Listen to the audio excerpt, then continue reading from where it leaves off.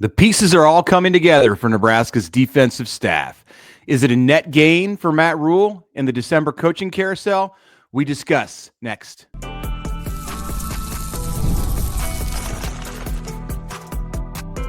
You are Locked On Nebraska, your daily Nebraska Cornhuskers podcast, part of the Locked On Podcast Network, your team every day.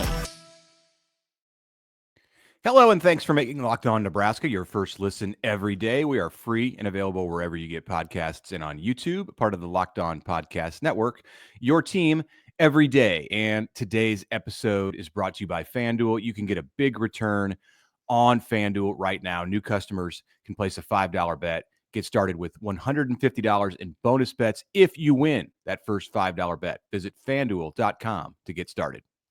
All right. Welcome in. It is Monday here on the Locked On Nebraska podcast. Connor Happer from 1620 The Zone and Mitch Sherman from The Athletic. Plenty to get to today, including Nebraska volleyball's trip to the Final Four. We'll touch on that a little bit.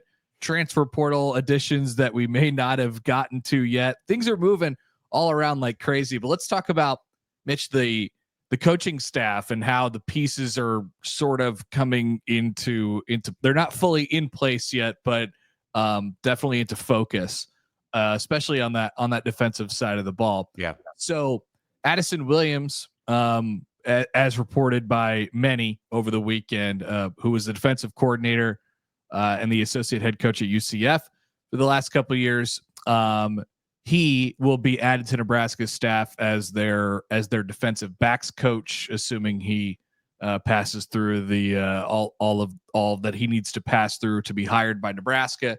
And then there's a couple other hires that Nebraska hasn't announced yet, but have been widely reported over the last week or so as well. So Addison Williams is in, and then you also have John Butler. You have Phil Snow as the kind of overseer. You have Rob Dvorak, who's still in the same spot. You have Phil Simpson and Terry Braden as well. So to pair along with Williams. So it's a completely reshaped defensive staff if it looks the way it looks like it's going to look.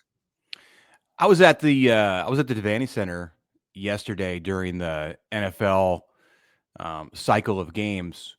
I assume Terry Braden was not on the sideline or in his normal spot with the Chiefs as they took on the Cleveland Browns on Sunday. I doubt it, I guess. Yeah, right. Yeah.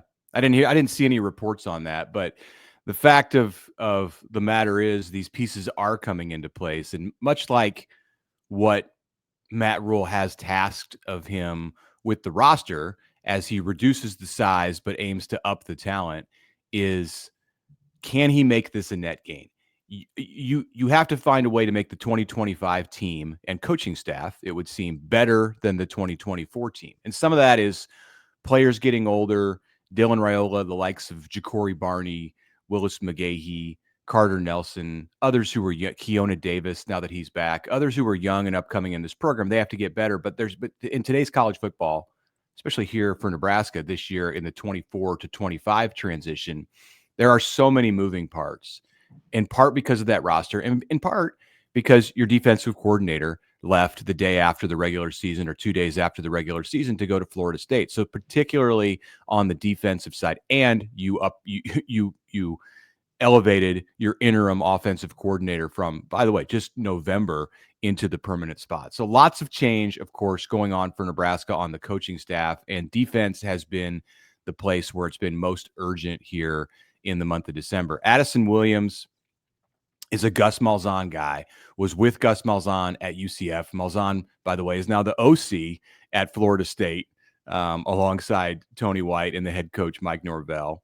So these pieces, they all cycle through, and there's 6 degrees of separation all over the place. He was with Malzahn also at Auburn and Coastal Carolina, played at South Carolina. As you said, Connor, Addison Williams was the DC at UCF in the Big 12 this year, an associate head coach. He's a guy in his mid-30s, so he's highly regarded clearly by Gus Malzahn. And UCF, number 1 in the Big 12 this year in pass efficiency defense, number 1 in passing yards allowed per game. Seems like the potential is there for all of this to be a net gain. In fact, I would say that it is, looking at the defensive staff in full. is interesting. It's just so like I think a lot of it is just the way you organize it, right? And this is from the coaching staff standpoint on both the offensive and defensive side of the ball, because I mean, once again, Rhule's putting his staff together a couple of years ago, his initial staff in Nebraska, and I don't think anybody. Well, I don't know. I shouldn't say anybody, but did you peg Rob Dvorak for a star? Did you peg Terrence Knighton for a star? So you kind of just have to see as you go on throughout the process, and this will be really interesting because not only this coaching staff has to come together, and obviously the potential exists that it could be an upgrade and done in the like you have the ability to shape the roster. This staff has the ability to shape the roster how they want it.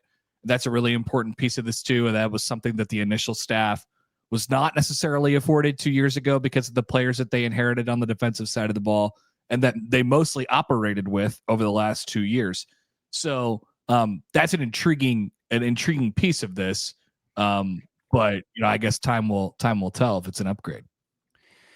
Yeah, right. We don't know. It is a deeper bench that Matt Rhule has to go to on the defensive side. So you lost two pieces. Tony White's a big one. Terrence Knighton is a big one. And you've added Williams, Snow, and Braden, and elevated Butler. So there's more there. And I think that's what by the end of this we'll probably see something similar on offense and on special teams. They're not going to be limited by the old constraints of college football. Right. And it's not just a situation where you can have the same amount of coaches, but they don't have to recruit. And you can have the likes of Jamar Mosey and Keith Williams who are out there recruiting, but don't coach a position. You can go deeper in having what you would consider in the traditional sense, full-time assistant coaches. You can have 12 or 14 instead of 10. So I think that's where Nebraska's headed because Phil Snow is a full-time coach. Terry Braden coming from the Chiefs is a full-time coach. Addison Williams as a defensive coordinator at UCF is associate head coach. He's coming for $500,000 or more than that into the system at Nebraska. We saw the salaries released for Phil Simpson, who I did not mention. That's another addition here. So you might be heavy too from last year's coaching staff just on the defensive side. We saw salaries for Simpson and for Braden late last week. I was out on Thursday and Friday. I saw those come through my email. I believe it was in the $400,000 range for both of those guys at Nebraska. So they're not shortchanging these coaches. They're treating them like, the old system where you had a linebackers coach, a D-line coach, a secondary coach. There's going to be more coaches out there to do their work on the field, and obviously fewer pieces to coach. So it should lead to the defensive players being more well-coached, more like the NFL model. Yeah, I think to the point from earlier, like I love the setup. I love the way that they're going to have the ability, Rhule's going to have the ability, and his staff now, but particularly his new defensive coordinator, and then Phil Snow, I suppose as well. You have to throw him into this conversation. They're going to have the ability to organize it whichever way they want to. I don't like. I know Rhule said, and people are sort of clinging on to what he said a couple weeks ago, which is, I like this defense. We're going to run this defense. Personnel that will decide that. And I don't know if he meant like, hey, we're going to run the 3-3-5. We're going to do that. Because like we've always said on this podcast, they did a lot of things over the last 2 years. But it'll be really interesting to see how they put the personnel in there.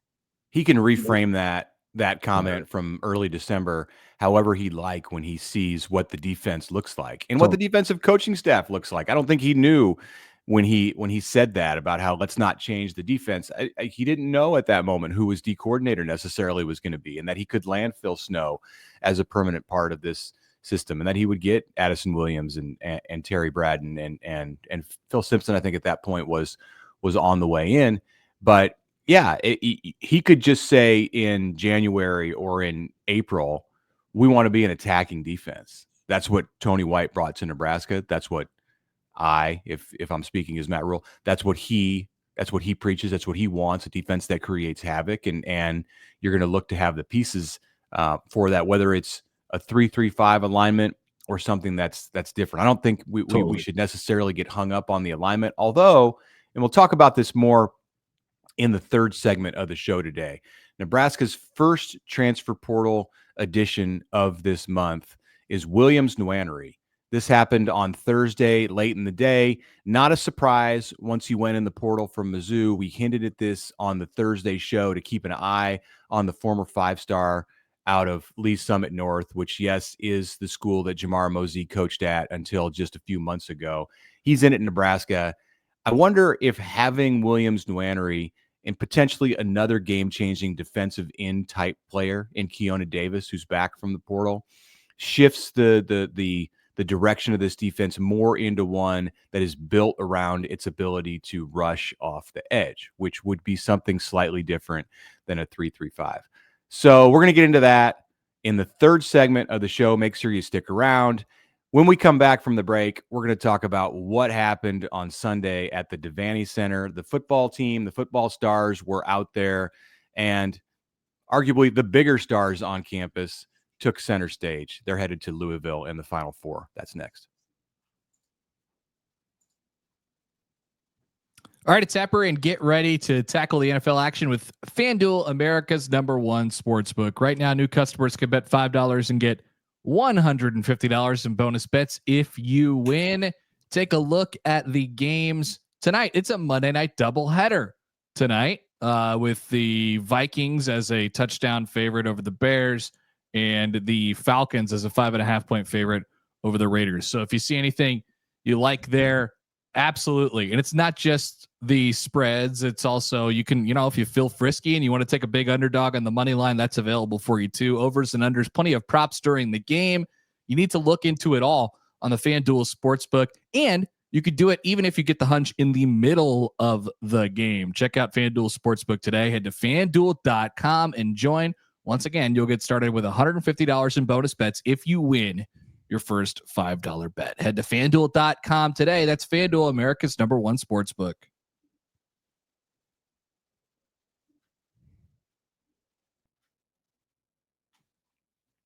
All right, back on a Monday of the Locked On Nebraska podcast. I'm Mitch Sherman from The Athletic. Connor Happer of 1620 The Zone is with me. As I said, I was out on Friday. Connor had AJ Black of the Locked On BC podcast join him. They broke down some things about the Pinstripe Bowl. Yes, Nebraska is playing in the Pinstripe Bowl. That is a week from Saturday against Boston College at Yankee Stadium. 11 a.m. kickoff. So you and AJ got into it and talked about Bill O'Brien and Matt Rhule and didn't get too much into the game. It's almost like the game is an afterthought in this conversation here in December. Yeah, it was all about like reorganization and like that has an effect on the game. Nebraska's going to be missing a lot of players they had at their fingertips in the regular season and their entire coaching staff almost. And the same goes for Boston College, even though it does feel like less transfer portal stuff with them that'll affect them and more. There might be a couple key opt-outs in the game as they have a couple highly draftable guys. So that'll be something to watch. And I don't know, like there's a chance here, no guarantees. There's a chance this week or next we catch up with AJ again to actually get into the nuts and bolts and assuming we have a better grasp on who's actually going to play and coach in the football game. It would be nice if for Nebraska, if it knew if it has to block Donovan Ezeraku, the Boston College defensive end who leads the nation with 16.5 sacks. And AJ suggested during the Friday pod, check that out if you've not heard it, available on YouTube and wherever you get podcasts. Nice. He hinted that Ezeraku may not be playing, that AJ does not believe that he hasn't seen him at practice, whatever peaks they get at BC practice under Bill O'Brien. And it would make sense as a big time NFL prospect that he would sit out the Pinstripe Bowl. It's something that you see going on around the country. In fact, the Marshall football team is opting out of the bowl game, its bowl game, potentially leaving Army without a bowl opponent. So that's Great. unfortunate. That's unfortunate for the U.S. Military Academy. Do you see Penn State's backup quarterback is in the portal before the playoff? Wonderful. It's not just a backup quarterback. Like, I mean, Penn State does this crazy thing where they play like 9 quarterbacks in an individual game. They tell us that they love Drew Aller. And they should be fine. They're like, we love Drew Aller, but also we're going to play 9 quarterbacks at the same time. So this guy's kind of a big Pribolo. I can't remember the name off the top of my head. I think you got it. Yeah. Pribula. Sorry. Pribolo. Tyler Warren is going to play quarterback for the Nittany Yeah. Lions. That's just what that's coming up Friday night, by the way. No. They're not the Friday night game. The Friday night game is what's the Friday night game? I know Penn State is Saturday morning because Penn State's Saturday at noon. You got Texas, Clemson, and Notre Dame, Indiana. Notre Dame, Indiana. Is that the Friday night game? It is the Friday night game. Yes. Wow. What a weekend this is going to be. It's going to be great. We're going to get into that. And what a weekend it's going to be in Louisville, Kentucky. All right. Let's spend a little time on this. Sunday, I was at the Devaney Center. Dylan Raiola was at the Devaney Center. Dayton Raiola was at the Devaney Center. I saw Heinrich Harburg at the Devaney Center. Heinrich Harburg is a tight end now, Connor. This was revealed by Matt Rhule, a full-time tight end. This was revealed by Matt Rhule on Thursday in his meeting with the media. So, big football presence at the Devaney Center, as there should be. They had recruits over there. This was the best of Nebraska athletics, like the best foot it can put forward on display for 2.5 hours on ABC. Just absolutely killing it. Like, Nebraska volleyball sweeps Wisconsin for the 3rd time. Wisconsin has lost 3 times in the past 80 days, all against Nebraska, all via the sweep. The Huskers are off for the 18th time in program history to the Final Four, national semifinals this Thursday, where they will play Penn State. Penn State won a 5-set marathon against Creighton on Sunday night in Happy Valley. So the Nittany Lions and Nebraska, co-Big Ten champs, play on one side of the bracket, and the ACC champ, Pitt, number 1 team in the country, will face the host team and former Husker Danny Busboom Kelly, coach of the Louisville Cardinals, in the early game. That's the early match on Thursday in Louisville at the KFC Yum Center. Nebraska and Penn State are the primetime match. You get the opportunity to put Nebraska in a national spotlight. You're gonna do it. They are the stars of the sport, as we have previously talked about. So I was leaving Pinnacle Bank Arena doing the Nebraska women's game, and noticeably, by the way, the crowd thinned out at about halftime of that game. Chattanooga was not keeping them focused. No, but it was a fun afternoon there, and then hopped in the car right around the time the game started over at the Devaney Center, and you could even John Baylor, who longtime voice of Nebraska volleyball, John Baylor, was remarking about how the place, the building, was just unglued. I mean, it was live, man. It was beautiful. It was and you watch on TV and you're like, whoa, this is not. And like, Nebraska volleyball all the time is revered for the crowds that it gets, and obviously their teams as well, but their crowds are incredible. This was different, and you only get like it was organic, right? You could only create that 1 or 2 times in a calendar year. Nebraska, as an athletic department, had it twice this year with the football game against Colorado, and then the volleyball game here. So it's so cool when it happens. And it was a heck of a send off for probably the best team in the country, one of the best teams in the country. Yeah, I mean, we'll see. Pitt's got something to say about that for sure. Yeah. I got the chance to watch them a couple times over the weekend, and the Panthers are for real. They're very, very, very good. And if those two teams with the Pitt offense and the Nebraska defense was just suffocating and smothering. Lexi Rodriguez, I don't know if the votes are already in for National Player of the Year. You saw some of the big voices in volleyball on social media on Sunday saying she is the best player in the country. Vote her National Player of the Year. Those All-America and big awards will come out. Lexi is absolutely going to be a 4-time All-America, and she is right there in the conversation as among the greatest players in Nebraska volleyball history. So, and I mean, you had Jordan Larson right there on the bench. So she's there in that conversation, Sarah Pavin, some others, but Lexi Rodriguez led the way for Nebraska with her spectacular defense and great defense at the net. And Harper Murray was the MVP of the Lincoln Regional. Nebraska had that environment or something close to it for Wisconsin last year in volleyball when the Huskers snapped that 10-match losing streak against the Badgers at home on the day of the Northwestern football game. And that match was on BTN, and it outdrew the Nebraska Northwestern football game, which was on BTN earlier that same day, but it was like in the 600,000 range. I was walking out of Devaney on Sunday night, and you mentioned John Baylor.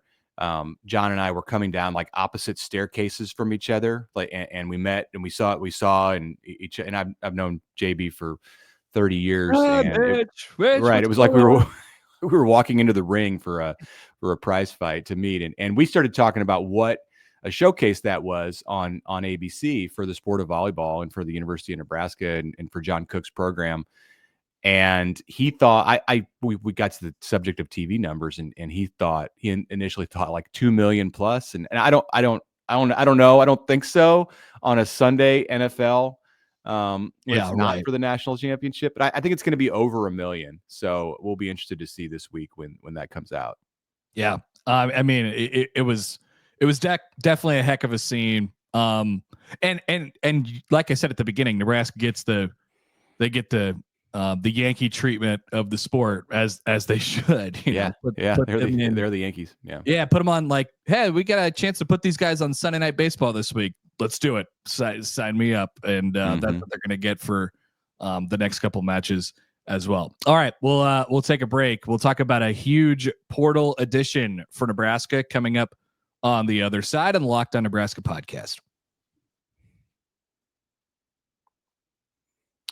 Okay, it is that time of year. The college football playoff is back. We want to tell you about what you can expect to see on television. With the newly expanded 12-team format, it's guaranteed to be bigger and better than ever, bringing you all the hard-hitting and high-flying excitement that you love. TNT Sports coverage of the college football playoff begins December 21st, starting with the college football playoff kickoff show presented by AT&T at 11 a.m. Eastern, 10 Central, leading into our first matchup, SMU against Penn State at noon. That is on this Saturday coming up. Then the Clemson Tigers look to upset the Texas Longhorn in a showdown at 4 Eastern, 3 Central. Don't miss a moment of the action. Watch the college football playoff presented by Allstate live on TNT, True TV, TBS, and Max.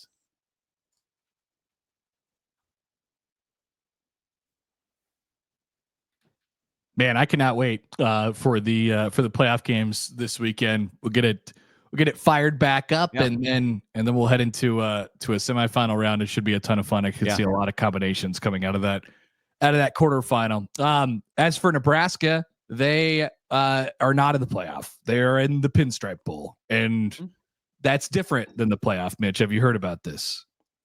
The Pinstripe Bowl. Let me see. Yes. Let me see. Yes, I'm digging down into my reservoir of knowledge. I believe I have heard of the Pinstripe Bowl. Hey, the thing that's going on right now is the thing that everyone, that I heard so much about in the 8-year stretch where Nebraska didn't go to a bowl game. They're doing their bowl practice. Yeah.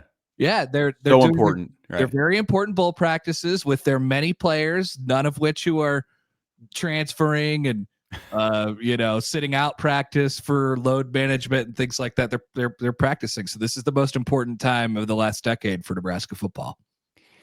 It is important. I hear your sarcasm. It is important. It is important for the young players. It is important for the returning players. If you're Ty Robinson, I think you probably are taking it easy up until the game. No indication that any Nebraska players are going to opt out. In fact, Ty Robinson, that's the one that I think that's on people's mind. But Matt Rhule said, early in bowl practices that he had a conversation with Ty Robinson, Nebraska's defensive tackle, who's projected to be an NFL pick.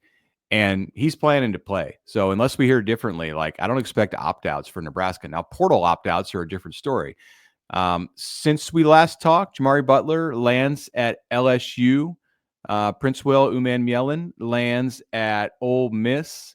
We saw Daniel Kalen, Nebraska quarterback, former Nebraska quarterback, former Bell West quarterback, lands at Virginia. That came in kind of off the radar. He's going to the ACC. So good power forward landing spots for those three, who I believe are the only ex-Huskers to land at spots out of the portal, unless I'm missing somebody. Nothing for Mekhi Bayer, nothing for James Williams, although I think we expect Florida State. Stephon Thompson is at Florida State. Yeah, the only thing we got from James Williams was the screenshot from Fresh Prince of Bel-Air where no one's in the living room anymore. Did you see this? Yeah, he's looking around. It's like, where is everybody? I think maybe he was. I don't know. I'm sure there was communication and plans there, but maybe he was expecting that Jabari Butler and Prince Will were coming with him. I didn't get that. Hey, you get in the portal, and it becomes a free-for-all. It becomes a bidding war, honestly. And if you see that Ole Miss and LSU are involved, you can bet that there was some heavy money that was in play.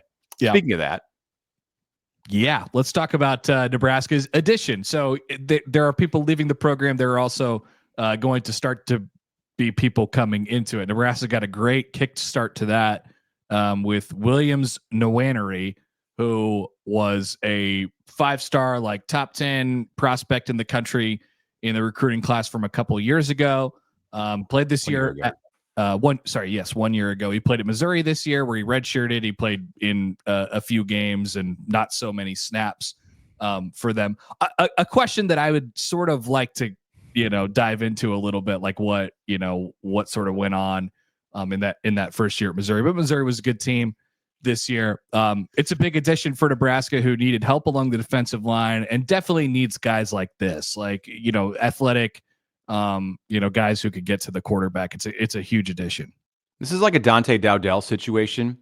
Now, Nwaneri was a more highly rated recruit. If Nebraska had signed him out of high school, this would have been a player who we would have been talking about for months leading up to signing day. And it's funny because with the portal, he comes on your radar for like 24 hours, and then he commits, and there's a big celebration on social media, and Nebraska tweets it out, and you can even find him on Nebraska's 2025 roster page right now, listed at 6'7", 255 pounds. I think that he may be slightly heavier than that right now. He is a prototypical NFL first round type of edge rusher. Not to say that he's going to become a first round pick, or that Keona Davis, who's come back to Nebraska from the portal here in the past week, is going to become a first round NFL pick. But these two, if you line them up in bowl practice, now Nwaneri cannot participate in bowl practice. He can be there. He can be a part of things.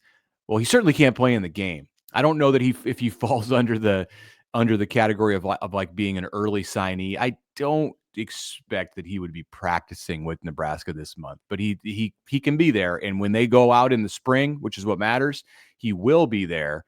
If you put him on one side of a defensive line and you put Keona Davis on another side of a defensive line, and that's not to discount the likes of Cam Lenhart, who will be in his third year in the program and can be a very good player, but just those two and what they look like, there is not a school out there, I don't care if you're Alabama, LSU, Ohio State, whatever, who is going to have two who look better than what those two are. Now, the challenge for Terry Braden and Phil Simpson and John Butler and Phil Snow, Matt Rhule, whoever might get their hands on developing Corey Campbell in the weight room, developing and getting those players to reach their extremely high ceilings.